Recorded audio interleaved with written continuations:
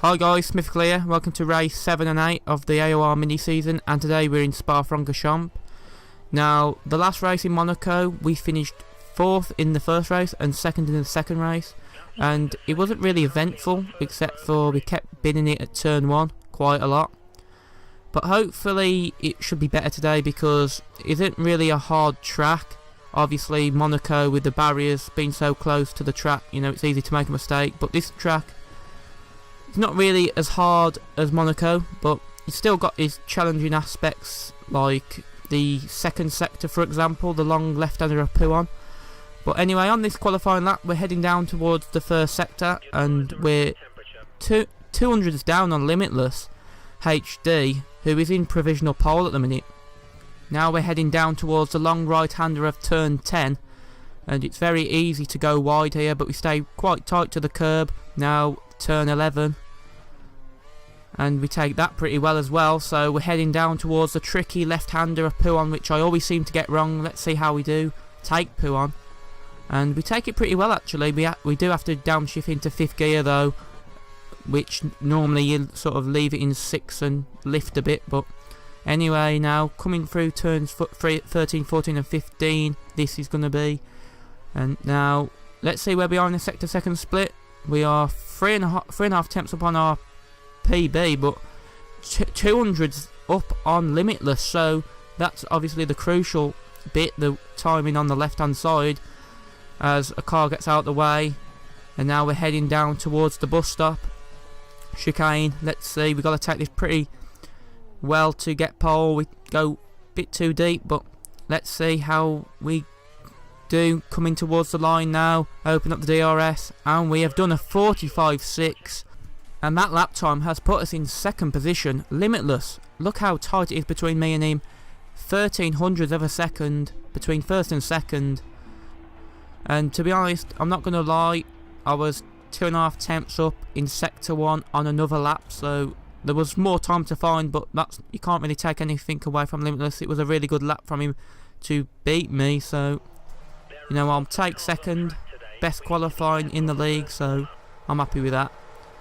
Anyway, as the 5 lights show, lights out, and away we go here at Spa-Francorchamps. We get a poor start, but look at Les. Watch Les in a minute, as he's going to come up my right hand side, and he has took second position away from me as we have a poor exit. And as you're going to see now, Millsy is going to get a really good slipstream coming up the hill, as we're sort of dropping off from Lest already, and now we're trying to defend from Millsy, as now we're getting a slipstream off the Toro Rosso up ahead, which is Lest, and now Limitless comes across, so we have to shift down a gear, which is going to give Millsy a bit of an advantage, and he outbrakes us and we can't turn in, and we go wide, and then we sort of get a little bit pushed off there, and we are down into 5th, but coming into turn 10 and we make another mistake, and we are going to be down to 8th position, which is very frustrating. And Mo might try and pass us as well, but thankfully we have kept 8th position for now. And a couple of corners later, and there's a Red Bull flying off and a Ferrari and a Lotus up ahead, and I don't know really what happened there, but we're up into 6th position for now, as the Sauber has took 6th position away from us, so we have lost 6 already, but we maybe try and get that position back relatively quickly as we're heading into the bus stop chicane, as he locks up and there's a Lotus has gone off up ahead, so we might get back 6th position as Moek passes Mono Fury, who used to be Bulky Bull, and we are going to try and go around the outside of Mono Fury, but we do the cutback and we are up into 6th position, and now we're going to have to try and get past Moek for 5th. We're going to have a slipstream coming up, going towards the hill of Eau Rouge, and we go off the track and then we lift, and then we're going to try and pass him again, and we're up into 5th position, as there's a bit of battling behind, but we are up into 5th, and on lap 5 we are pitting from 5th position. As you can see, Crikezeus is also pitting, and we're going to put on some intermediate tyres, I believe, because it is spitting, as you can see, and Samster has pitted as well for Inters, so we're going to be delayed by a couple of seconds there. But anyway, there's nothing really can do, because, you know, it's just one of those things. But didn't really cost us any positions, so we're coming out in 7th, and I think by the next pit stops we'll be back in 5th. And on lap 10 we are now closing down on Creixus for 4th position. He's going to defend to the inside line eventually, in which he does so. We're going to have to try and outbrake him going into Lecombe, and we're not really brave enough on the brakes. And then the next lap, exiting La Source, we take a really wide line, and now we're going to have to try and get a good slipstream coming up the hill. The slipstream's really OP as well, so it should help us, and we might pull it up to Rich, I'm not really sure yet, as we're going to try and get past him as we do eventually pull it up into Rich Mix. So we just need to get the slipstream, but as you can see we're not really gaining on him, so I don't know if it's because we've set our gearbox too low, but as you can see we're not brave enough on the brakes yet again, and it's easy pickings really for Creixus to keep 4th position. But coming towards the end of the race now, on the last lap, coming to the bus stop chicane, and we're going to have to be really brave on the brakes. We outbrake him, but we can't go out round the outside, and we are going to keep 5th position, which is disappointing, to be honest, because I do believe we was quicker than the car ahead. But he drove really well, you know, he held these lines, so you've got to give him credit for him keeping 4th position, and hopefully we can improve coming onto race 2.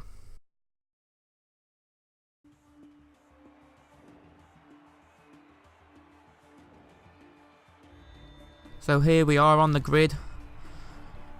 We're going to be starting in 8th position, but I believe it will be moved up to 7th because Limitless HD disconnected on the way to the grid. So it'll be interesting to see how we actually start. Hopefully we don't get a bad start. Intermediate conditions, so really a reverse sort of weather conditions to the last race. But as the 5 lights show, lights out, and away we go here in Spa-Francorchamps for round 4, race 2. So we get an okay start, but then we shift it down into neutral, so we sort of lost any advantage we gained actually at the start. But now the 2 Red Bulls are battling it out as we're heading down, then up into Eau Rouge.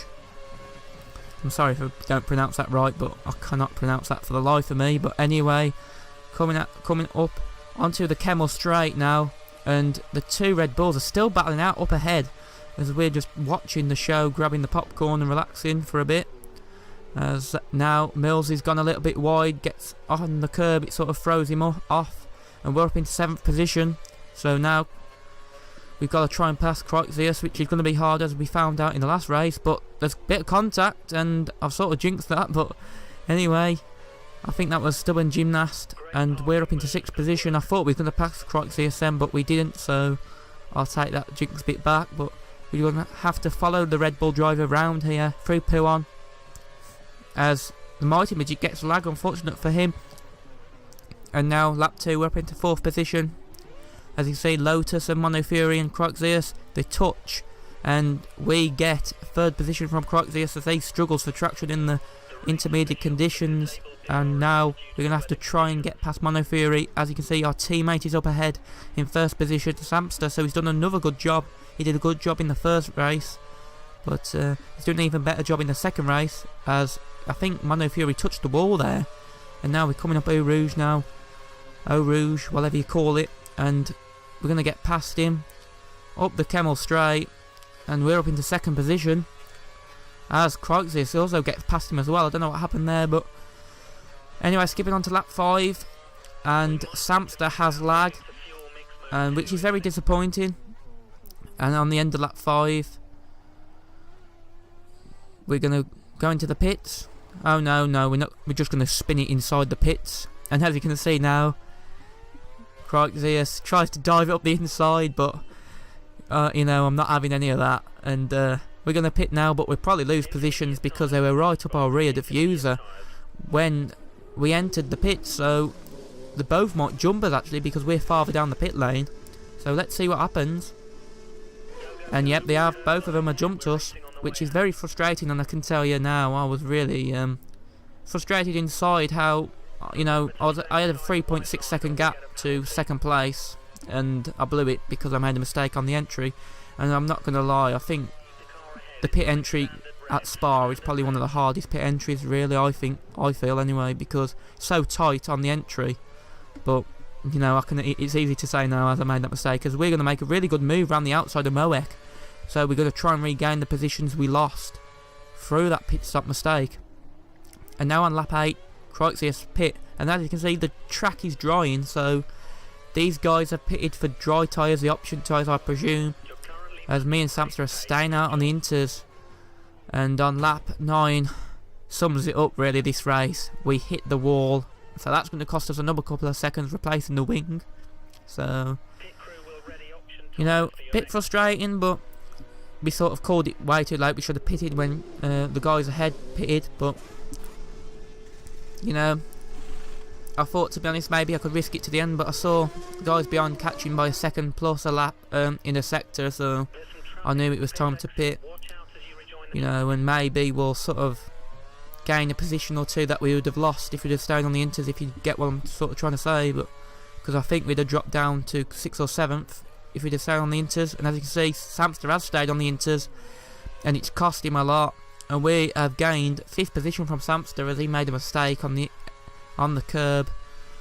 And it's really unfortunate for us two Williams guys, because I think we had good races, but we just made mistakes, wrong calls, and it was just so disappointing. Also, Samster had lag, which obviously ain't his fault. But anyway, I hope you enjoyed the race. Thanks for watching. I'll see you in Korea when hopefully I can get a much better result. Goodbye.